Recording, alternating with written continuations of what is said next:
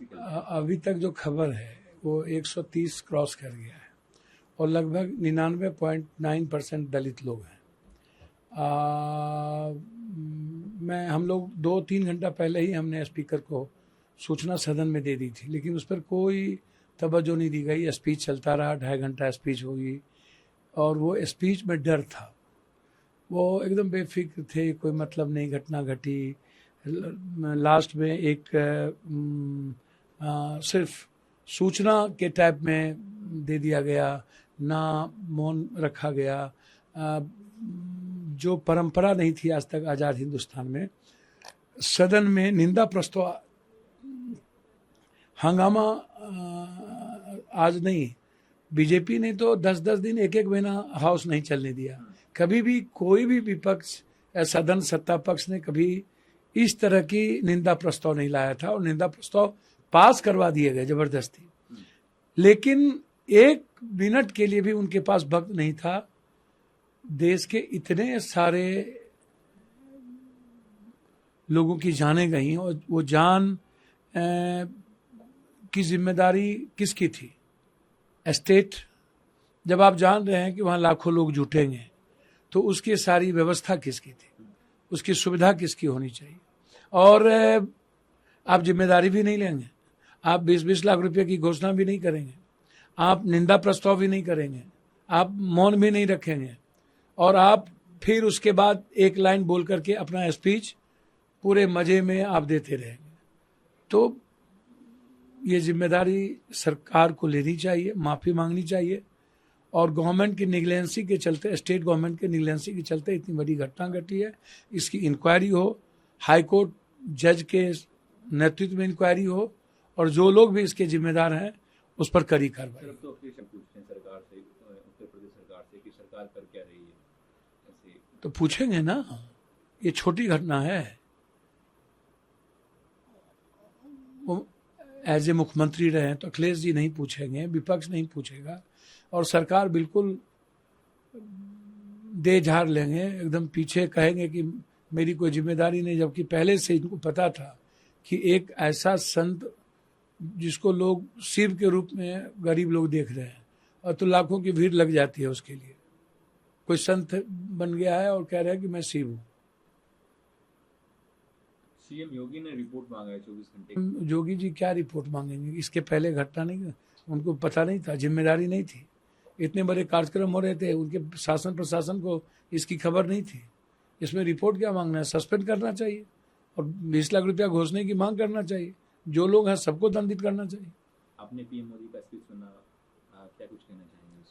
वो आप एक पिक्चर देखे हैं राजपाल का, भूल भुलैया?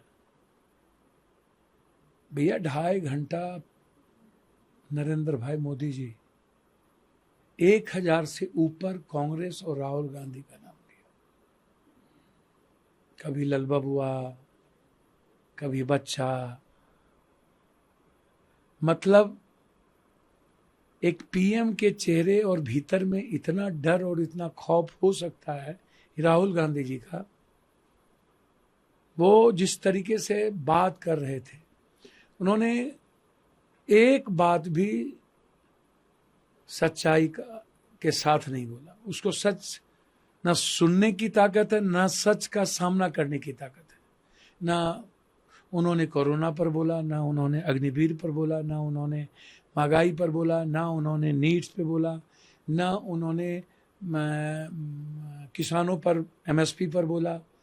मतलब जितने मुद्दे विपक्ष के द्वारा लाए गए वो एक ही बात। अच्छा, दूसरी सबसे बड़ी बात है, इनके पास एजेंडा भी नहीं है। खुद ही कहते हैं कि मैं बायोलॉजिकल नहीं हूं, मैं डेस्टिनी से बात करता हूं। आप सुपर डुपर भगवान यदि हो ही गए हैं तो चमत्कार करिए और बिल्कुल हिंदुस्तान को गरीब मुक्त कर दीजिए। खुद आप कहते हैं। दूसरी बात, आप कहते हैं कि एक तरफ आप कहते हैं कि नफरत या इस तरह की बात, या तो आपसे दुनिया ये जानना चाहती है, मुजरा, भैंस, गाय, कुत्ता, बिल्ली, जेबर, आपको राम पर भरोसा नहीं। गठबंधन किया आपने सबसे, जिसको जिसको आपने गाली दी सबसे की। चंद्रबाबू नायडू को जेल लुकाया उससे किया, आप राजभर आपको गाली दी उससे किया, संजय निषाद से किया, पटेल से किया, आप नीतीश कुमार जी को इतना कोसे उससे किया, आपने चिराग पासवान के दल तोड़ा, घर तोड़ा उससे किया, आपने मांझी को से किया। तो आप परजीवी कौन है?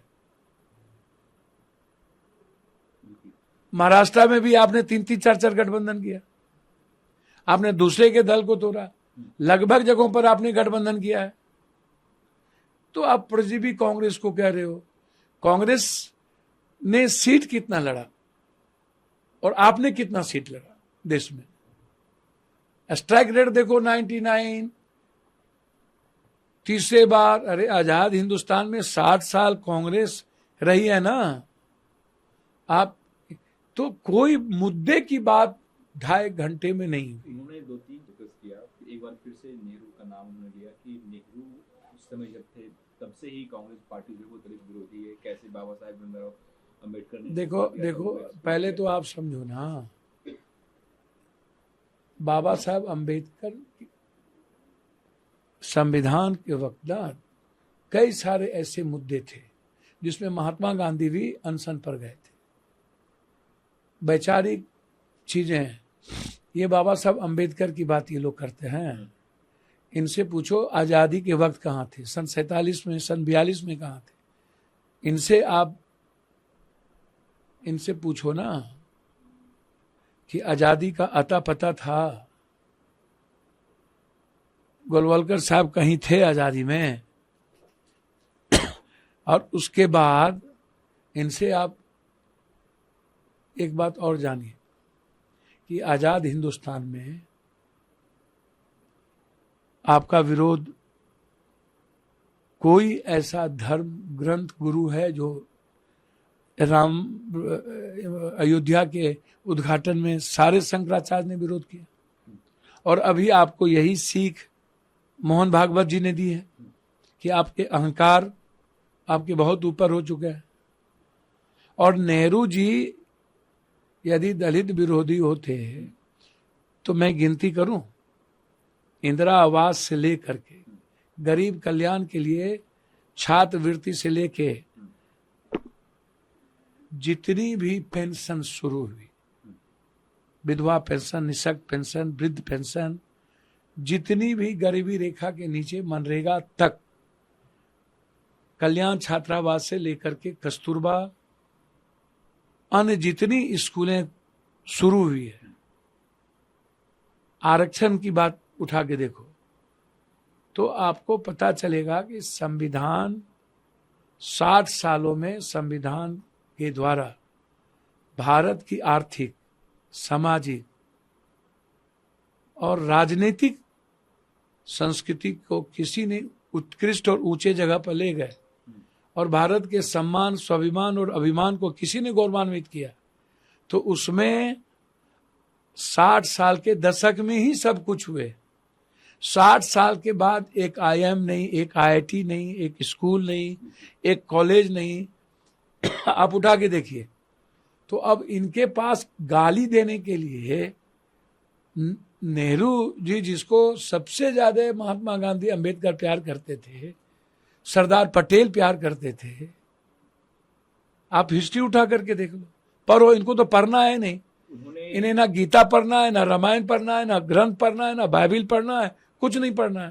कांग्रेस ला की वो 99-100 का भी आंकड़ा आप नहीं कर पाए। ये कांग्रेस पार्टी राहुल गांधी की तीसरी सबसे बड़ी हार है। और साथ में कहा कि जब इनके अंदर वो बचकाना आता है तो पार्लियामेंट में किसी के गले लग जाते हैं, किसी को आंख मारते हैं। तो ये ऐसी सर, इनके बगैर आपकी उम्र में आपने जितना एक दूसरे को गाली गलौज करते हैं, PM के कुर्सी पर रह करके मुजरा जैसा शब्द, भैंस बेच देगा, भैंस गाय खोल लेगा, जेबर दे देगा मुसलमान को,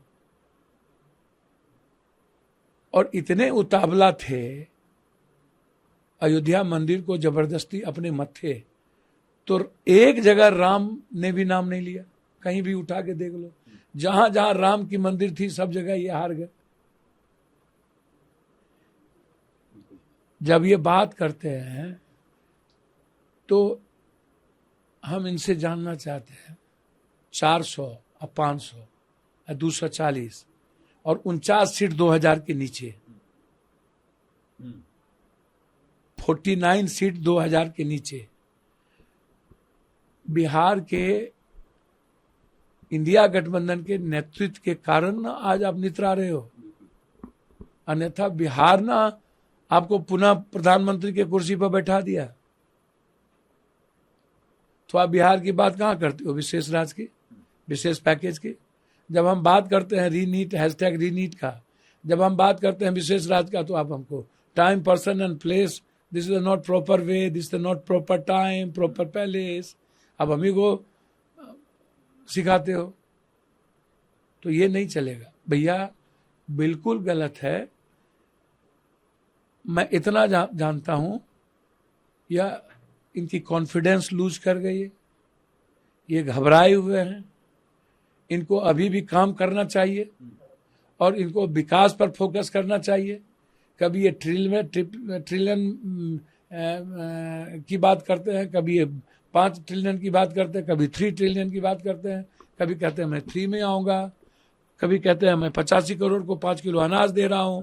अब अनाज देने के बाद ट्रिलियन की बात करते हैं, 6000 पर कैपिटा इनकम, ट्रिलियन की बात करते हैं। 98% लोगों को भारत में लैपटॉप कंप्यूटर नहीं है, ट्रिलियन की बात करते हैं। 96% लोगों को व्हीकल नहीं है, ट्रिलियन की बात करते हैं। 78% लोगों के पास फूस और टीन का घर है, ट्रिलियन की बात करते हैं। एजुकेशन 11.2% के पास रियल एजुकेशन नहीं है, ट्रिलियन की बात करते हैं। आप इनके एक एक चीजों को उठा करके देखो, ये कभी भी 10 सालों से एग्जामिनेशन कौन कैंसिल हो रहा है,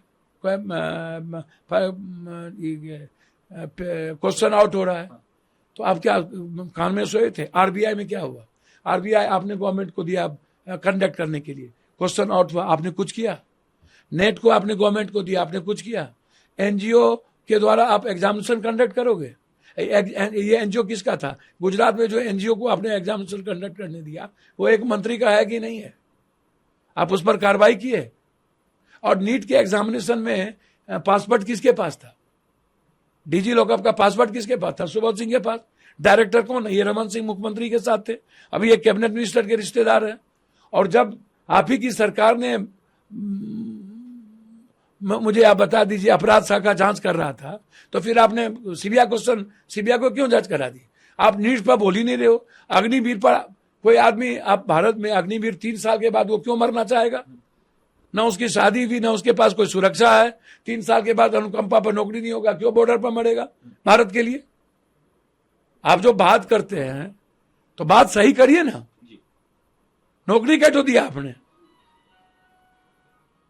सर, आप नीट को लेकर के काफी एक जो एग्जामिनेशन हुआ है उसमें जो धांधली सामने आई है, राहुल गांधी ने भी पीएम मोदी को खत लिखा है कि कल जो लास्ट दिन है सेशन का, उस पे हम चाहते हैं कि उस पे डिस्कशन हो और 24 लाख जो कल लास्ट सेशन का खत्म कर दिया।